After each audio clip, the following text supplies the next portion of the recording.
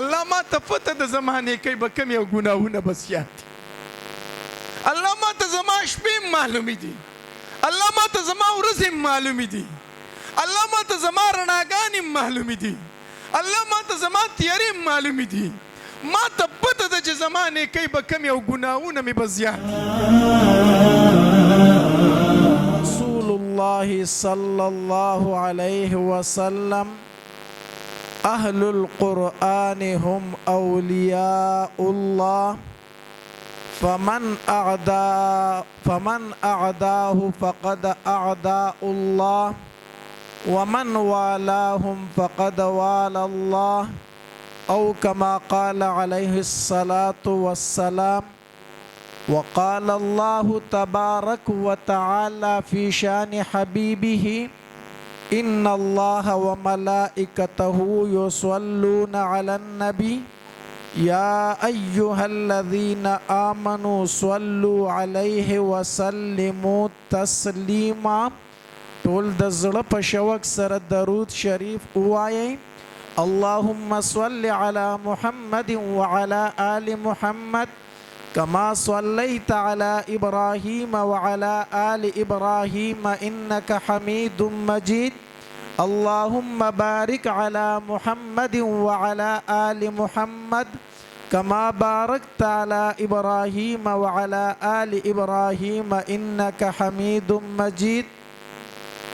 رونو نن ستاسو فدی علاقه کې ډیر ښکلی مجلس دی، ډیر ښکلی محفل دی.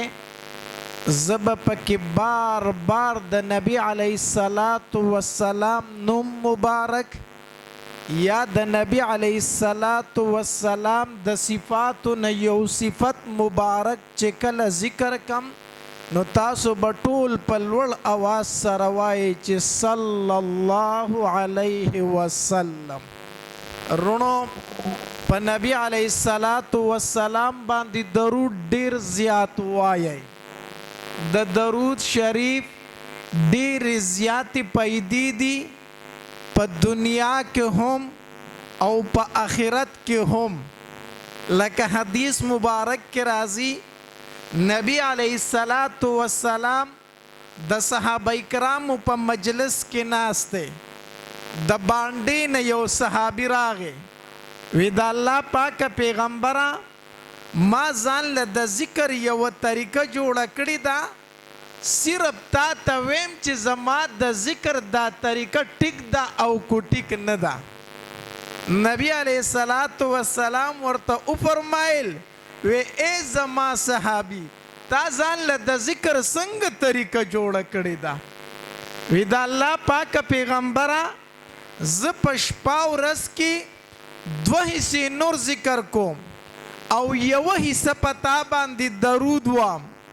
آیا دا درود په تا باندې کافي دي؟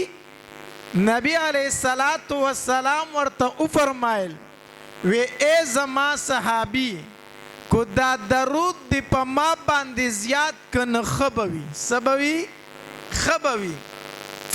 بیا غ صحابي تپوس کوي وای دا الله پاک پیغمبره په شپه ورځ کې 2 حصې نیمه حصہ نور ذکر کوم او نیمه حصہ پتا باندې درود واما.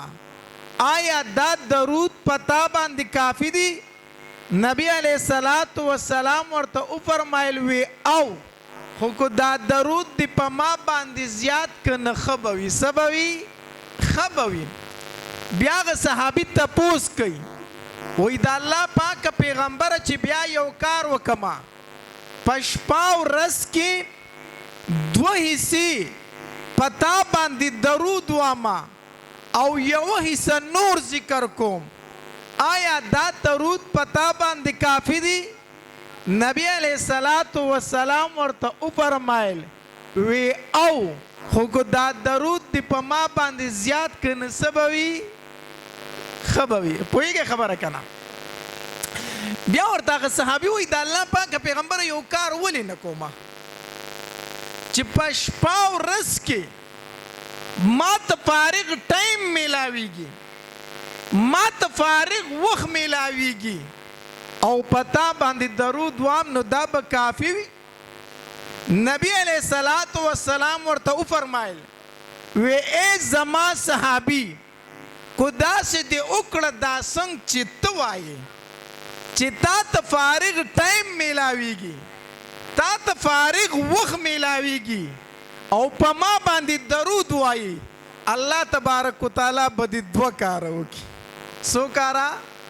دوه کاره وکړي. کم یو ورته نبی علیہ الصلوۃ والسلام فرمایل وی الله تبارک وتعالی به دې د هر غم نه بېغمه کړي او دویم الله به دې کړي ګناهونه معاف کړي.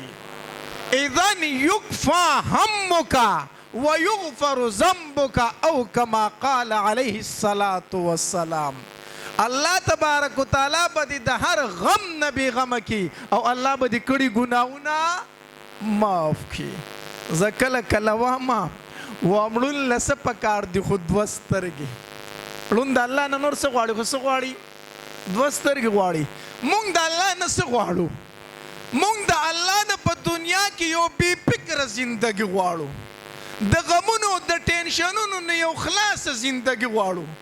الله یو بېغمه زندګي راکا. الله یو بې فکره زندګي راکا. د دنیا د کړکېچونو نه یو خلاصه زندګي راکا. الله چې کله د قیامت ورځ شي میدان محشر شي الله ما ته پته د زمانې کوي به کم یو ګناهونه به زیات دي. الله ما ته زما شپې معلومې دي. الله ما ته زما ورځې معلومې دي. الله ما ته زما رڼاګانې معلومې دي. الله ما ته زما تیارې معلومې دي. ما ته پته ده چې زما نیکۍ به کم یو ګناهونه مې به زیات دي.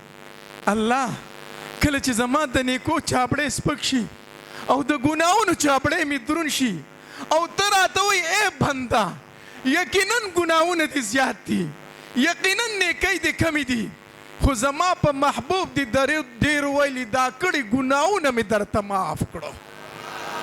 بنده زما په محبوب دې درود ډېر ویلي دا ګناهونه مې درته معاف کړو زه جنت ته. ټول وایي صلی الله علیه وسلم. رونو کو په دنیا کې سکون غواړئ په دنیا کې خوشحالي غواړئ په دنیا کې یو بې فکره زندګي غواړئ په نبی علیه الصلاة والسلام درود ډېر وایئ. یو صحابي راغی وی د الله پاکه پیغمبره په میدان محشر کې به دې چرته ګورم ډېره ګڼه به ډېر خلک به دغو به زمونږ نه په ډېر لوړه درجه کې د الله پاکه پیغمبره زه خو تا ته نشم در رسېدی زه به تا چرته ګورم. نبی علیه الصلاة والسلام ورله ډېر یو ښایسته جواب ورکړو وی ای زما صحابي په میدان محشر کې د قیامت په ورځ به د ټول نه زیات نږدې ما ته ښه انسان وي د چا چې په ما باندې درود زیات وي. نو که د نبی علیه الصلاة والسلام ګاونډګیري غواړئ نو په نبی علیه السلام درود زیات وایئ صلی الله